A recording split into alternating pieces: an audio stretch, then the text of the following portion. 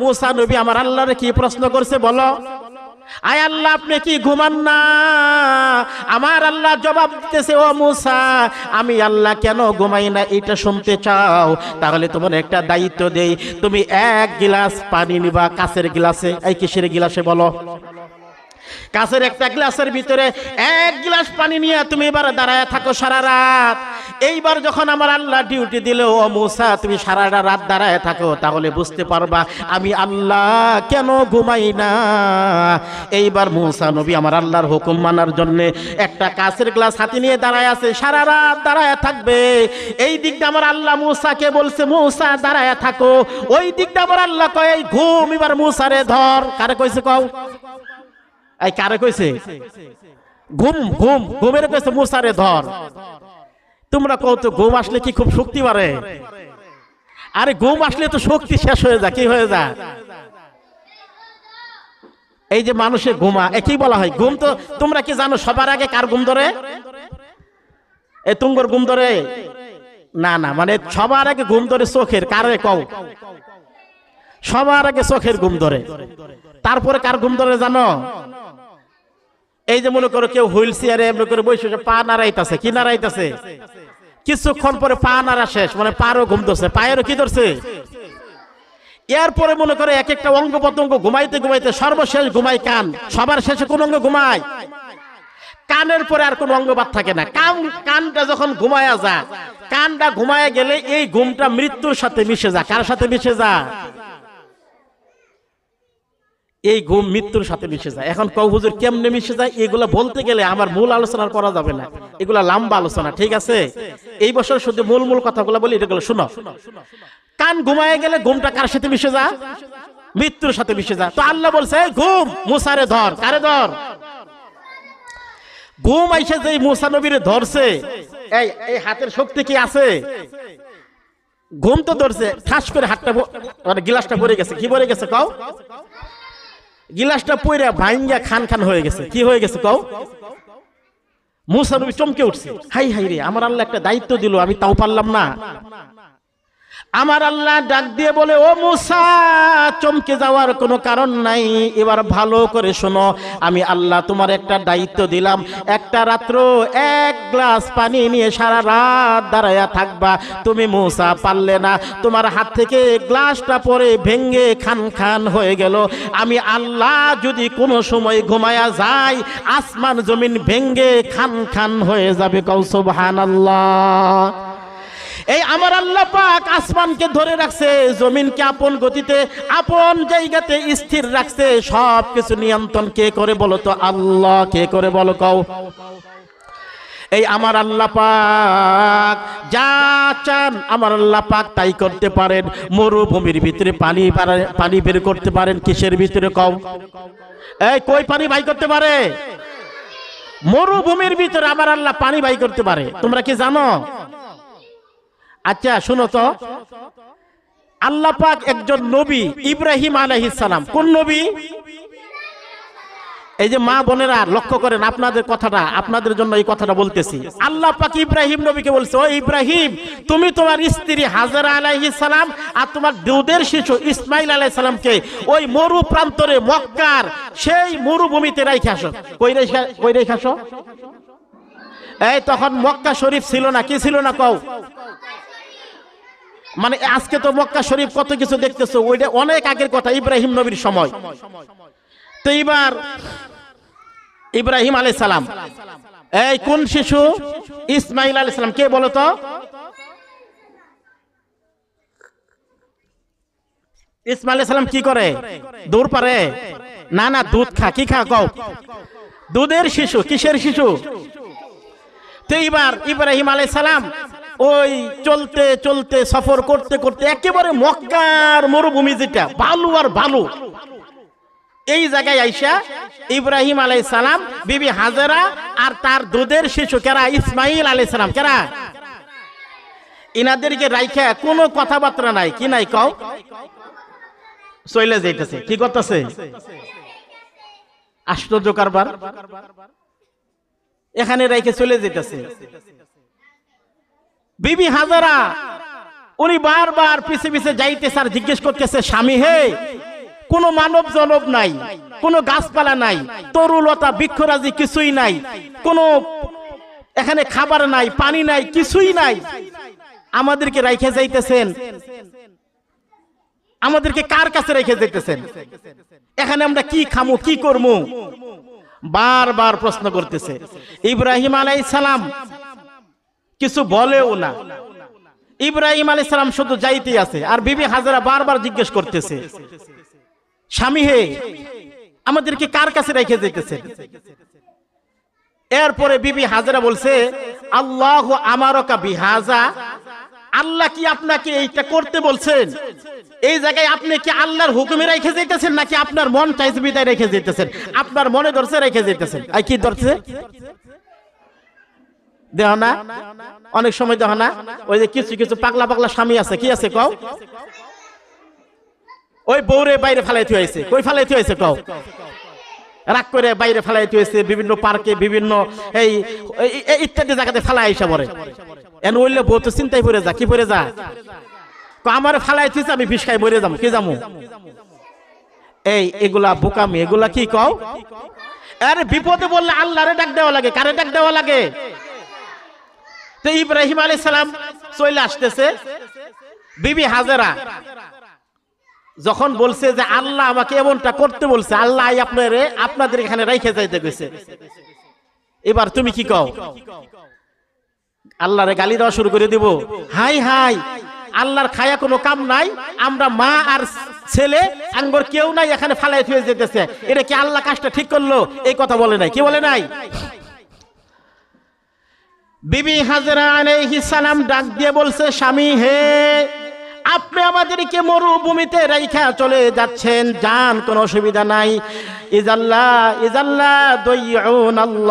আল্লাহ যদি আমাদেরকে এই মরু প্রান্তরে রাইখা যাবার কথা বলে, আমাদের আল্লাহ আমাদেরকে ধ্বংস করবে না, আমাদের আল্লাহ আমাদেরকে মারবে না। ইব্রাহিম আলাইহিস সালাম সেখানে কিছু খাদ্য আর কিছু একটা মস্কের মধ্যে পানি রেখে আসছিল। এই যে কিছু খাদ্য দ্রব্য আর কিছু পানি দিয়ে আসছিল, এগুলা খাইতে খাইতে এক সময় পানিও শেষ, খাদ্য শেষ। এই কি শেষ? এবার কও, মরুভূমিতে পানি পাওয়া যাবো? এই গাছও নাই, কোনো মানুষও নাই, কিছুই নাই। এখন কি করবে? এই ইসমাইল আলাইহিস সালাম দুধের শিশু, পিপাসায় গলা শুকায় যাচ্ছে, কাতর, এখন করবে কি? তো এই জন্যে এই দেখো, মা সন্তানরে কত ভালোবাসে, তোমরা তো বুঝো না, এই ফিচি ফিচি পোলাপানটা কিছুই বুঝে না, খালি জিদ করে। এবার ভালো করে শোনো, পিপাসায় গলা শুকায় যাচ্ছে, এই জন্য এই জন্য মা হাজেরা আলাইহিস সালাম উনি সাফাতে উঠছেন, ওইটা দূর দূরে তাকাইছেন পানি পাওয়া যায় কিনা, কোনো পানি নাই। আবার মারুয়াতে গেছেন, আবার তাকাইছেন, আবার সাফা, আবার মারুয়া, এইভাবে একবার দুইবার না 7 বার চক্কর দিছে। এই কয়বার চক্কর দিছে? আমার আল্লাহর কাছে এই চক্কর দেওয়াটা এতই ভালো লাগছে যে একজন মহিলা, মা বোনেরা ভালো করে শোনেন, আপনাদের কুরবানি কেমন কুরবানি হয়েছে যে আমার আল্লাহ পাক হযরত হাজেরা আলাইহিস সালাম দৌড়াইছেন 2-7 বার করে। এমন সুন্দর দৃশ্যটা আমার আল্লাহ পাকের কাছে লাগছে। এই জন্য উম্মতে মুহাম্মাদির উপরে হজের সময় হাজিদের সাফা মারওয়াতে 7 বার দৌড়ানোটা ফরজ, ওয়াজিব করে দিছে। কি করে দিছে? এই সাফা মারওয়া সাই করা, এখন হাজিরা গেলে দৌড়াইতে হয়, কি করতে হয়? এক হাজি আমার কয়, হুজুর আমার বয়স হয়ে গেছে বেশি, তো সাফা মারওয়া দৌড়াইতে কষ্ট হয়। কি হয় কম? এই সাফা মারওয়াতে 7 বার দৌড়ানোর পরে ইব্রাহিম আলাইহিস সালামের স্ত্রী বিবি হাজেরা উনি শুনতে পারলেন কোন একটা আওয়াজ হলো। এই কি হলো? এই বাচ্চারা, কি এর আওয়াজ হয়েছে? একটা শব্দ, উনি বুঝতে পারছেন কেউ আসছে। এরই মাঝখানে জিবরাইল ফেরেশতা আগমন করছে। ইসমাইল আলাইহিস সালাম যেখানে পা নাড়াইতেছিলেন, ওই পায়ের জায়গাতে তাফসীরের কিতাবের ভিতরে আছে, ইসমাইল আলাইহিস সালাম যেখানে পা নাড়াইছেন ওই জায়গায় জিবরাইল ফেরেশতা তার পাখা দিয়া খনন করে সেখান থেকে জমজম, আবে জমজম যেই পানিটা, এই পানিটা উতলায়া উঠতেছে। বিবি হাজেরা দেখে হাই হাই পানি উতলায়া উঠতেছে, তাড়াতাড়ি গিয়ে পানিরে উনি এভাবে হাত দিয়া মানে বালু জমায় জমায়, মানে জমজম যে শব্দটা, মানে এটারে বাদ বেরি বাদ দিছে। কি দিছে? দিয়া মস্ক যা আছিল সব ভরছে, নিজের ছেলের পানি খাওয়াইছে। তো এখন মরুভূমিতে আল্লাহ পানির ব্যবস্থা করে দিল। কি এর ব্যবস্থা করে দিল? একটা কথা বলি, ইব্রাহিম আলাইহিস সালাম যখন রাইখে চলে যাচ্ছিল, যত দূর পর্যন্ত মানে বিবি হাজেরা দেখছিলেন ইব্রাহিম আলাইহিস সালামকে, এই পর্যন্ত আর পিছনে তাকা নাই। কিন্তু যখন দেখছে বিবি হাজেরা আড়াল হয়ে গেছে, এখন আর বিবি হাজেরাকে দেখা যায় না, বিবি হাজেরা চলে আসছে।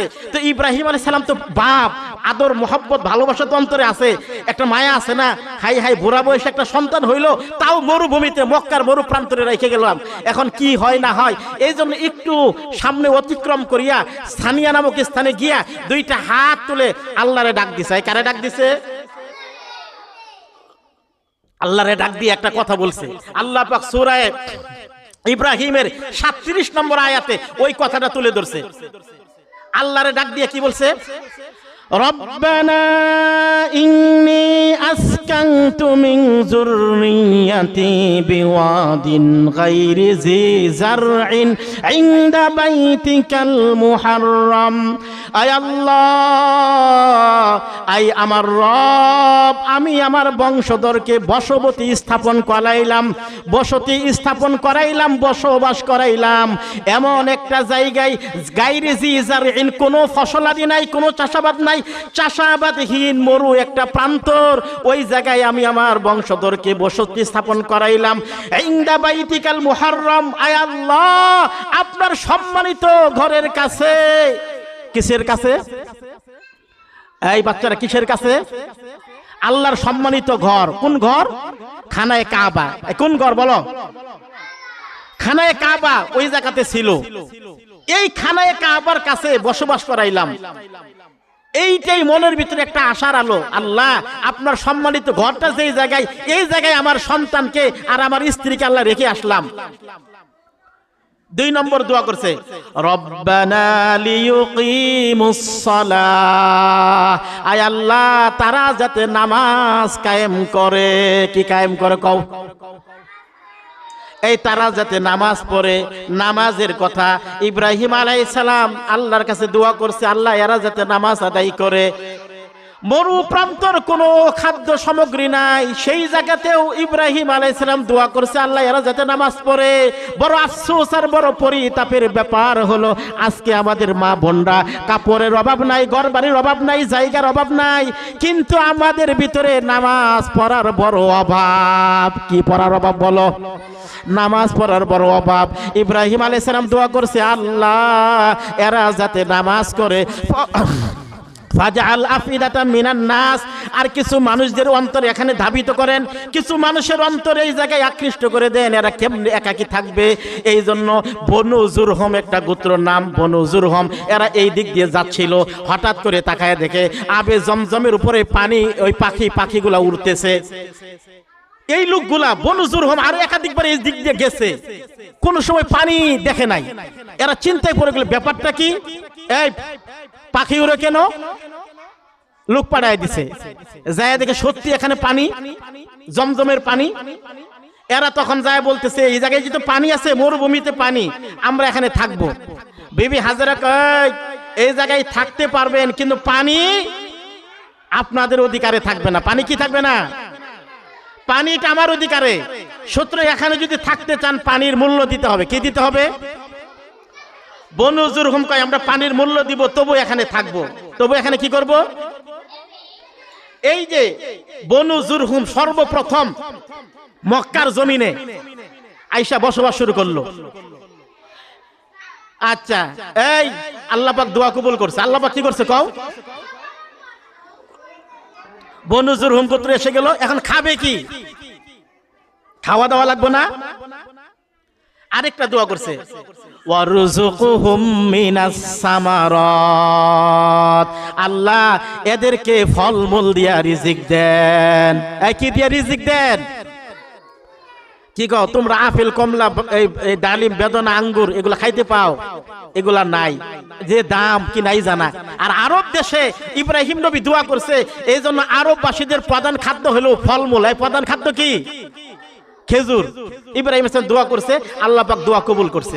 এই জন্য এই জায়গায় চিন্তা করার বিষয়, একটু দোয়া করছেন যে আল্লাহ ওয়ারযুকহুম মিনাস সামারাত লাআল্লাহুম ইয়াশকুরুন, আল্লাহ এদেরকে ফলমূল দিয়ে রিজিক দেন যাতে করে এরা শুকর আদায় করে। কি আদায় করে?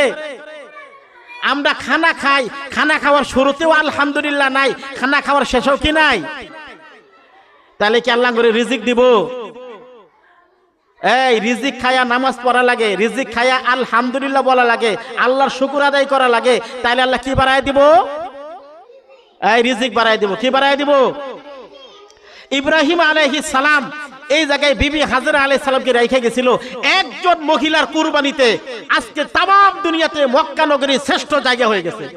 তাম দুনিয়ার মানুষ মক্কাতে গিয়া ভিড় করে, তাম দুনিয়ার মানুষ জীবনে একবার হলেও মক্কাতে যাইতে চায়। এটা কয়জন মহিলার কুরবানি? একজন মহিলার কুরবানি। একজন মহিলার কুরবানিতে আল্লাহ তাআলা বাস মক্কারে চমকায় দিছে। মুহতারাম মা ও বোনেরা, এই জন্য আমরা চিন্তা করেন, আমরা তো আদর্শ খুঁজি, কোন নায়িকা কেমন করে মডেল করে, কোন গায়িকা কেমন করে মডেল করে, এই নায়িকা গায়িকা এই নষ্টিকা ফষ্টিকাদেরকে আমরা অনুসরণ করি। অথচ আল্লাহ পাক কোরআনে মডেল বানায় দিয়েছে মহিলাদের জন্য। অদরাবাল্লাহু মাসালাল লিল্লাযীনা আমানু ইমরাআতা ফিরআউন, মহিলাদের জন্য আল্লাহ পাক উপমা বানায় দিছে। ইমানদার মহিলা যারা, এদের জন্য আল্লাহ পাক ইমানদার যারা, এদের জন্য উপমা বানায় দিছে ফেরাউনের স্ত্রী হযরত আসিয়া আলাইহিস সালামকে। কাকে কোন তো? একজন কাফেরের স্ত্রী ফেরাউন, তার স্ত্রী আসিয়া আলাইহিস সালাম, আর তার মডেল বানায় দিছে যারা ইমানদার এদেরকে। কারণ কি? কারণ আসিয়া আলাইহিস সালাম একজন কাফের স্বামী, কাফের স্বামী জালেম, সবচাইতে বড় সন্ত্রাসী। ফেরাউন এত বড় সন্ত্রাসী, এত বড় জালেম, নিজের খোদা দাবি করছে। এই কি দাবি করছে? এই বাচ্চারা, ফেরাউন কি দাবি করছে? ফেরাউন বলতো আনা রব্বুকুমুল আ'লা, আনা রব্বুকুমুল, আমি সবচাইতে বড় খোদা, আমি সবচাইতে কি বড় খোদা। নিজের দাবি করে সবচাইতে বড় খোদা। এই জন্যে মুসা নবী, এই কোন নবী বলো বাবারা? মুসা নবী বলছিলেন আল্লাহর খুব অনেক বড় বাপের নবী। কি বাপের নবী? পাওয়ারফুলি নবী। ছোট্টবেলা ফেরাউন একবার মুসা নবীকে কোলের ভিতরে নিয়ে রাখছিল, এইভাবে নড়াচড়া করার সময় একবার মুসা নবী ফেরাউন একটা চর মারছিল। কি মারছিল কও? এই কেন চর মারছে? মুসা নবী দুধের শিশু। কি এর শিশু? একেবারে দুধের শিশু। ফেরাউন একটা চর যে মারছে, এই ফেরাউন নিজের খোদা দাবি করত। এই যুক্তিতে 40 দিন পরে একবার লেট্রিনে গেত। এই ফেরাউন কয়দিন পরে গেত? ফেরাউন 40 দিন পরে একবার লেট্রিনে গেত, বুঝছো? ওই দিন একটা চর খায়া একদিনে 40 বার লেট্রিনে গেছে। কয়বার গেছে? আসিয়ারে কয়, আসিয়া রে, এই শিশুর চরের কোয়ালিটি ভালো না। এই শিশুর কি ভালো না? কই এই শিশুই আমারে মারবো, এর আর বাঁচায় রাখা। আসিয়া কয়, আপনি কি পাগল হইছেন? এই দুধের শিশু আপনারে মারছে চর, আর আপনি হলেন খোদা, আর চর খায়া হয়ে গেছেন হুদা। এই কথা যদি মাইশেরে বলেন, আপনারে কেউ খোদা মানবো নাকি? দুধের শিশুর চর খায়া নিজেরে শেষ করে ফেলাইছে। সর্বনাশ। আসিয়া কই, ফেরাউন কই, আসিয়া রে, এই শিশুর যে চরটা মারছে, ফেরাউনের গালে 5টা আঙ্গুলের ছাপ বসে গেছে। কয়টা আঙ্গুলের ছাপ? ফেরাউন কই, এই শিশু আমারে মারবো, কারণ এই চর যে কোয়ালিটি সম্পন্ন চর, এই চরের যে পুরানি, এইটা ফেরাউন আসিয়া করে, আসিয়া রে, তুই যদি নাও বুঝিস এই চরের যে কি কোয়ালিটি, এইটা আমি ফেরাউন ভালো করে বুঝি। কি করে বুঝি? এখন একেবারে ছোট্ট একটা কথা বলতে হয়। এখন ফেরাউন কো, না, এই দুধের শিশুরে রাখা যাবে না। কি যাবে না? এর মেরেই ফেলতে হবে। এ আমারে বাইরে লাবো, বড় হইলে বাইরে লাবো। এখন কি করবে? কেমন করে ফেরাউনের হাত থেকে বাঁচাবে? এই বাবারা, শিশুরা, এখন কি মুসা নবীর বাঁচাবা? তোমরা বাঁচাবার চাও? ভালো করে শোনা লাগবে। ফেরাউন তো মাইরে ফেলাবার চাইতেছে। ফেরাউন আসিয়ারে ডাক দিয়া কই, আসিয়ারে, এই চরের যে কত পুরানি, এই চরের যে কত কলিশন খারাপ, এইটা দুনিয়ার কেউ না বুঝলে আমি ফেরাউন ভালো করে বুঝি। অতএব এই শিশুরার বাঁচায় রাখা যাবে। আসিয়া দেখলো হাই হাই রে, ফেরাউনের হাত থেকে বাঁচানোর কোনো কায়দা নাই, কেমনে বাঁচাবো? ফেরাউন এটা বুঝে ফেলাইতেছে এই শিশু বড় হয়ে আমার মারবো, কারণ এর সোয়ারের যে কোয়ালিটি, সোয়ারের যে পাওয়ার, এই পাওয়ার প্রমাণ করে এই বড় হয়ে মুসা হবে। কি হবে? আসিয়া তো বুদ্ধিমতী মহিলা, ইমানদার মহিলা, এই জন্য বললেন স্বামী একটা বুদ্ধি করেন, এক জায়গায় স্বর্ণের টুকরা রাখেন, আরেক জায়গায় জ্বলন্ত আঙ্গার রাখেন, কয়লা।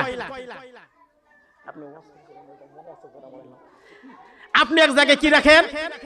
এই জ্বলন্ত আঙ্গার, আরেক জায়গায় হলো স্বর্ণের টুকরা। কি টুকরা? দুই জায়গায় দুইটা রাখেন, এক জায়গায় স্বর্ণের টুকরা, আরেক জায়গায় কি? এই জ্বলন্ত আঙ্গার। এরপরে মুসা নবীর ছাইরা দেন। এরপরে মুসা নবীর কি দেন? যদি স্বর্ণের টুকরা ধরে তাহলে এই শিশু বুঝে, এই শিশু কি করে। আর যদি জ্বলন্ত আঙ্গার ধরে তাহলে বোঝা যাবে এই শিশু কি করে না।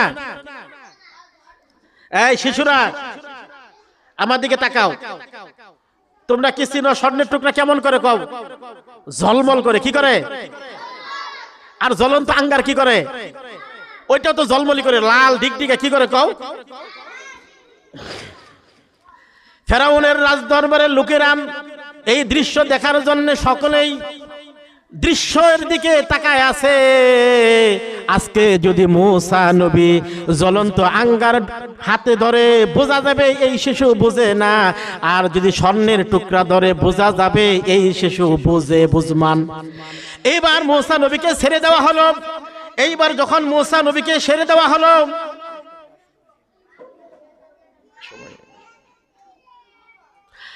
এইবার যখন মুসা নবীর ছেড়ে দেওয়া হলো, মুসা আলাইহিস সালাম সামনের দিকে অগ্রসর হচ্ছিল। এই দৃশ্যটা সবাই দেখতেছিল। আজকে মুসা নবী কোন জিনিসটা ধরবে? এই বাবারা, এই সব শিশু শোনো, মুসা নবী কি করে দেখো। তোমরা যদি না শোনো তাহলে অফ করে দিমু, রেখে দিমু।